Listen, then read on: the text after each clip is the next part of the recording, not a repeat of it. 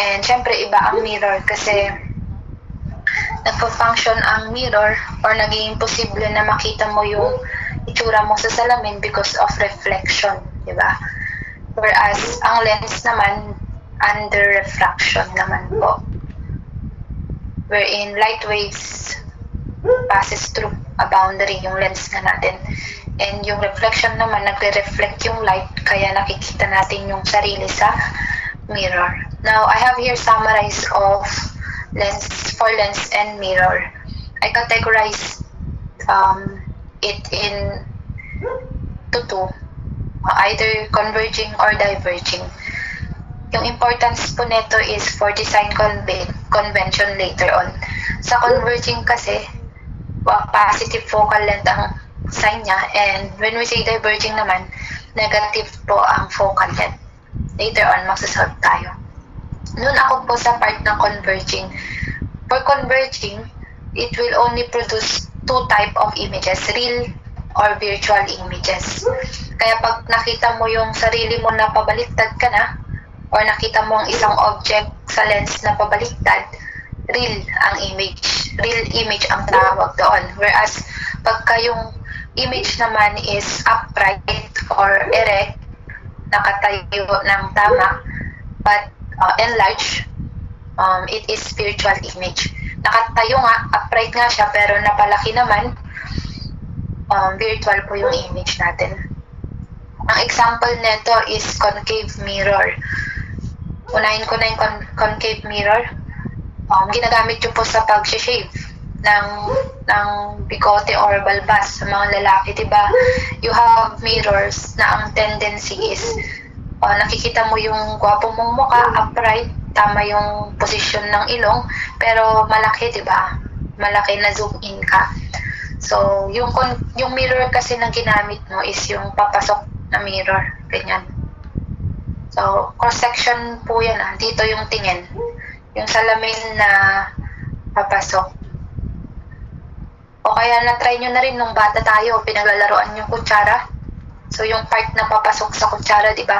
May times, may distance na baliktad yung mukha mo sa may reflection sa kutsara. Okay, kasi concave po yun. And hindi nyo makakalimutan yung itsura ng concave kasi from the root word cave, parang kuweba. Yan kasi parang papasok nga siya. Yung curve niya papasok. Okay. Example naman po ng convex lens. Nasa mirror po pala tayo, no? Dito naman sa convex lens, pag convex, opposite naman. Kung papasok yan, labas naman. So, ang lens, engineers, pwede kang tumingin dito na side tsaka dito na side. Whereas ang mirror, isang side lang. Alam naman natin. So, convex lens example is, ano bang magandang example? Magnifying glass, yung gamit ni Conan. Diba, convex yun, paumbok po siya. Now, ang napoproduce din niya is real image tsaka virtual image. Pang-correct siya ng farsighted. So, yung mga farsighted sa inyo, ang itsura ng lens nila pag ganyan. Para yung nakikita nila sa loob ng lens, yun nga, ma-enlarge. Kahit na, or yun nga, pag farsighted sila, mako-correct. Kung sakaling malapit yung object. Now, dito tayo sa part ng diverging. Sa diverging, virtual image only. Nga po pala, ganito yung pinagkaiba ng real sa virtual. Baka nalilito na rin po kayo. Pag sinabing real, na-pro-project siya sa screen. May lista mo na lang. Mag-solve din tayo ng ganun mamaya. Pag sinabi naman pong virtual, hindi mo siya ma-project sa screen. Imaginary siya. It doesn't exist. Kung tutuusin. Sige, later na lang pag nag-solve tayo. So, it doesn't exist pag virtual. Example po, convex mirror naman. So, mirror, nakakita naman na kayo ng mga salamin na ganito yung itsura, di ba? Yung paumbok din. Okay. So, dito yung tingin. And, example ng mga convex mirror engineers is yung ginagamit sa sasakyan rear view, side view. Hindi pwedeng ang gamitin doon concave mirror kasi baka mag-invert. Tendency po mag-invert depende sa distansya ng kasunod niyang sasakyan. Also, example ng convex mirror, yung mga ginagamit sa groceryhan, like sa 7-Eleven, na-observe niyo po ba yung klase ng salamin na meron sila? Iba engineers, upright pa rin yung mga tinda nila na tinda sa loob, upright pa rin, pero smaller na siya. Kumbaga, parang na-zoom out, kita lahat ng anggulo doon sa loob ng groceryhan. So, convex mirror naman gamit doon. Imagine nyo kung concave kinamit doon. Eh di, sobrang zoom in o kaya balibaliktad na yung paninda. And, ganun din po, convex lens, ganito naman. Okay, pwedeng dito tumingin or dito tumingin. So, virtual images lang ang mapuproduce nila.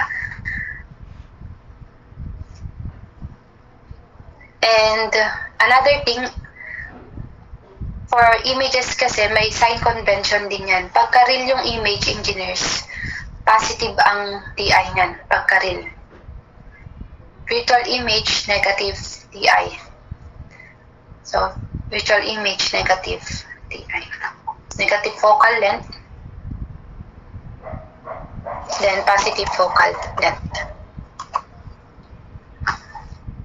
Yan, paki-screenshot para alam po ninyo.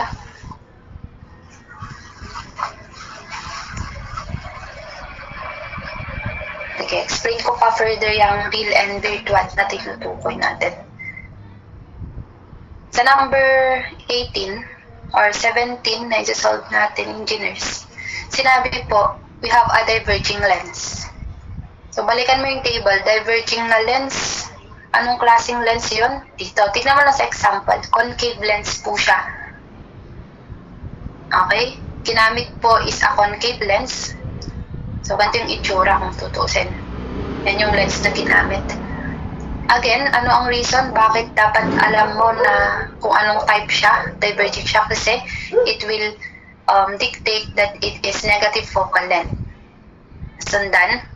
And nakita mo rin, diverging siya na type, engineers. And tandaan na ang diverging mapa-lens o mirror, it will only produce virtual image. Virtual image lang ang napoproduce po ng diverging. Okay, kaya lagay mo agad dito, virtual image ang napoproduce, ma-eliminate mo na yung ibang unless or not correct answer. Letter A at C kasi puro real. Engineers, yung type po is diverging.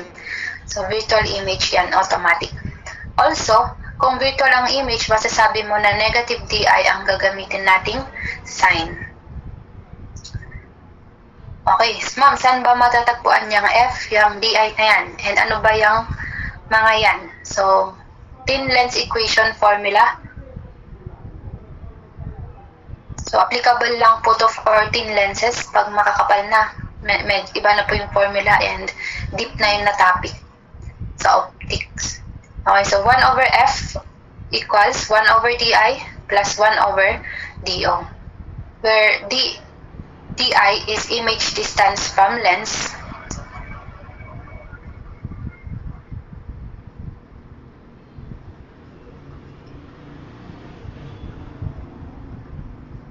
And then DO is object distance from lens or mirror. Okay, so ito na po yung lens natin. Now, may dalawa tayong dapat na alam yung position, si image at saka si object. For example po, meron ako ditong kandila. Legit na kandila, siya yung mismong kandila. So, this is the object. Now, di ba pag sinabi nating image, parang replica lang, copy lang, kopya lang siya ng object. So, image is a copy of the object. Paano siya nagkakaroon ng copy? Dahil nga sa light waves natin, nagre-reflect or nagre-refract. Okay. Now, sabi po, lens, specifically diverging lens, which is a concave lens, will only produce virtual image. Diba? sa problem po pala na ito, hindi kailangan ng figure. Gusto ko lang pong ipakita na for example, dito yung tingin mo, engineers, yung virtual image na tinutukoy ko, kaya po siya tinawag na virtual kasi hindi mo siya mapoproject sa screen. Andito lang po. Sa loob lang siya ng lens. Kaya tingnan mo yung may mga makakapal ang lens na kasamahan. Diba may nakikita rin kayong projection dito sa loob ng lens nila. Maliit siya o kaya malaki. Kasi virtual images yung mga yon. Okay, so yung virtual image, may distance yan. So yung object, may distance yan mula sa lens. Ganon din po yung virtual image. May distance din po yan. Kaya pag nakikita nyo sa mga books, yung pag-drawing nasa labas. Pero virtual yan, upright. Nakatayo din. A copy of the object na upright. Pero maliit na. Diba? Upright and smaller. Magsisink in din yan sa inyo. So, ito po, DI.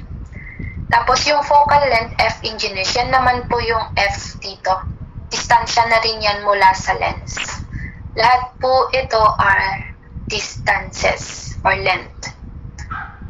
Substituting now, we have 1 over negative 15 equals 1 over image distance is negative din. So, ano ba siya?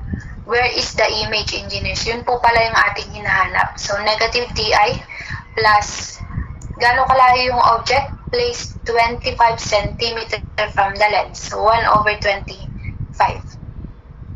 So, DI engineers is equivalent to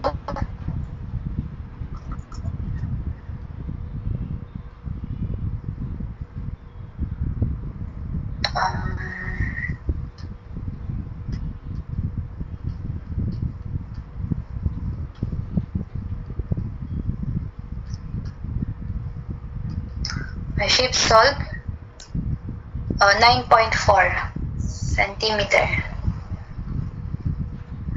And yun nga po, yung ibig sabihin kasi ng negative, behind the lens siya.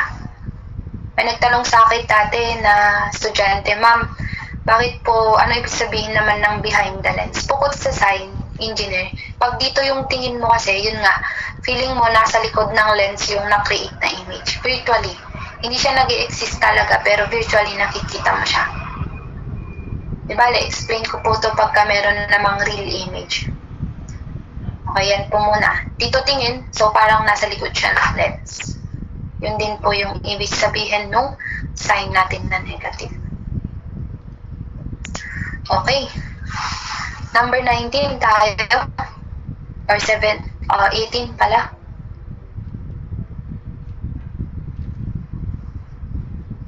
Ito. For example, meron naman po tayong projection lens. When we say projection, una mong naiisip agad yung projector. Tama ba? Ginagamit sa school pag nagre-report tayo. Yun is yung pag sinilip mo na yung klase ng lens na ginagamit doon is ganito sa projector. So, it is a convex lens. Now, balik ka doon sa example natin. Convex lens is a type of converging lens. Okay. Ma'am, converging lens po siya. So, pwede mo na agad sabihin, positive focal length. What else? Hindi mo pa po pwedeng sabihin na virtual image kasi converging could be real or virtual image. Ito na po yung ibig kong sabihin. Ito, virtual image kasi hindi mo po siya mapoproject sa screen. Okay, kahit itapat mo yung kandila, for example, itapat mo yung kandila, may ilaw yan, di ba? Tapos mag-white screen ka dito. Yung ginagamit natin pag nagpo-projector, wala ka pong makikita na kandila dito. Wala. Kasi hindi mo mapoproject because virtual image, nandito lang siya sa likod ng lens. Nasa lens mo lang siya makikita. Hindi po siya tatagos, kumbaga. Yun po ay example ng virtual image. Now, ang real image naman, tulad nga ng projector, kaya tinawag din po siyang projector kasi it uses a type of lens, convex lens, na kung saan yung object po pwedeng ma-project sa screen. Okay? Real image yan. Isang definition ng real image can be seen in screen. For example, meron ka pong lantern dito, nasa slide. Image of the slide. For example, slide kasi is old type yan, makaluma po na see-through photo. Para siyang film. Okay, meron daw siyang parang itsurang lantern sa slide. Itsurang lantern. Okay, ang dimension po niya 3 by 4 inches. Now, para siyang see-through photo, yung film, kaya pagka nilagyan mo yan ng flashlight dito, inilawan mo, mag-iilaw din yan. Okay, magkakaroon siya ng shadow, kumbaga. So, pag dumaan yan sa lens, engineers, di ba, sabi ko po, unlike dito, pag umilaw yan, hindi mo makikita yung kandila dito. Okay, hindi po siya tatagos kasi nga virtual image lang na produce. It cannot exist. Okay, whereas pag real image naman, it exists, makikita mo siya, na project po siya. So, yung liwanag na nanggagaling dito sa lantern, for example, makikita mo po yan dito. Okay? Real image is inverted. Okay. Nasundan po ba? So, considered real image pag nakikita po sa screen. Sabi po dito, it is desired to project an image of the slide. So, ito yung slide natin. Slide ng lantern. Ngayon, gusto mo daw siyang i-project yung imahe niya or yung replica niya sa screen. So, ito, yung screen naman. E di ito na po yung ating image. Image lang siya kasi ito ang real object. Okay? Image lang to, object iyon. 30 feet from the projection lens. Okay, tingnan nyo rin po yung nangyari. Dumaan siya sa convex lens, engineers, tapos na-enlarge pa siya. 6 feet or 72 inches by 96 inches.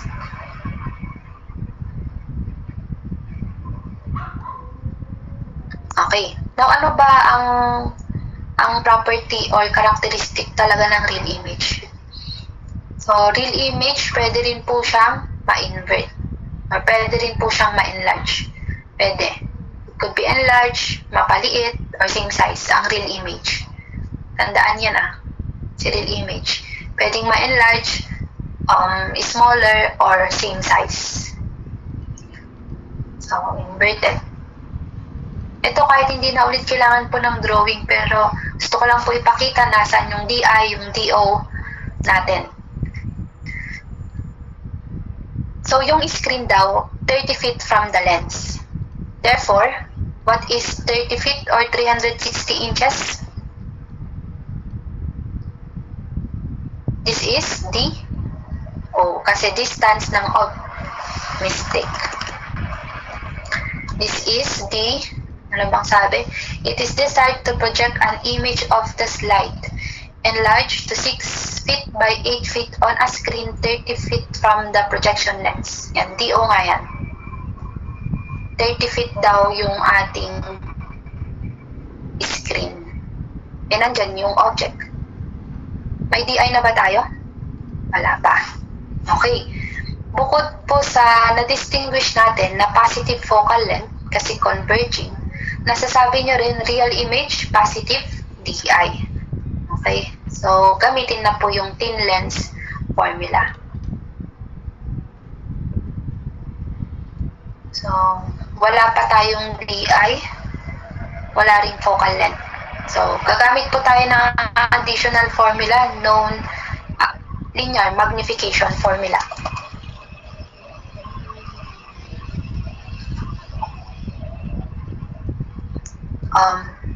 M is equal to absolute yan ni DIDO, kaya hindi po kailangan ng sign. Height of the image over height of the object.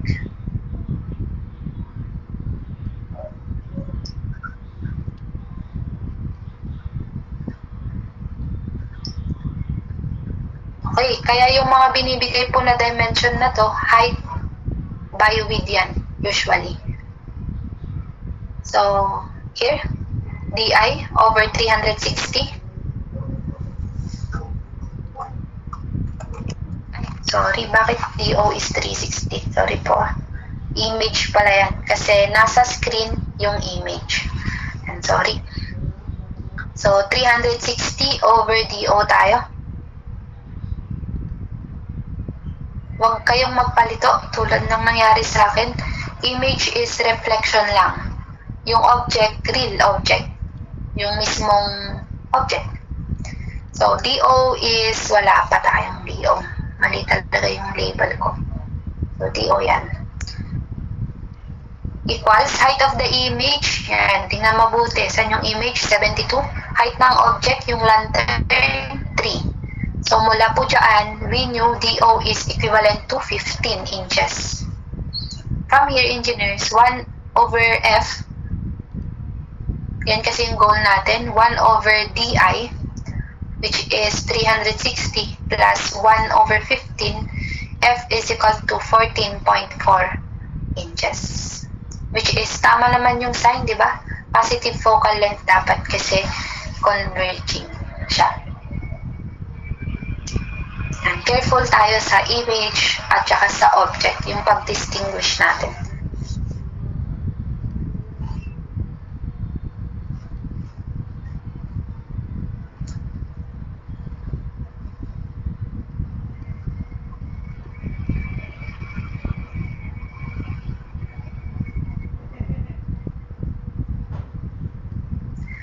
Siguro po yung ginagamit natin ng mga projector. Bakit nga, ma'am, yung ginagamit na projector, yung nakikita sa white screen or whiteboard, upright naman. Okay, kasi dito naman nag-a-adjust yung slide natin sa loob, pabaliktad naman po naka-present. Pabaliktad dyan. Kaya pag-reach niya dun sa, pagdaan niya sa convex lens, okay, pagdaan dyan, patayo na yung desired nating erect niya.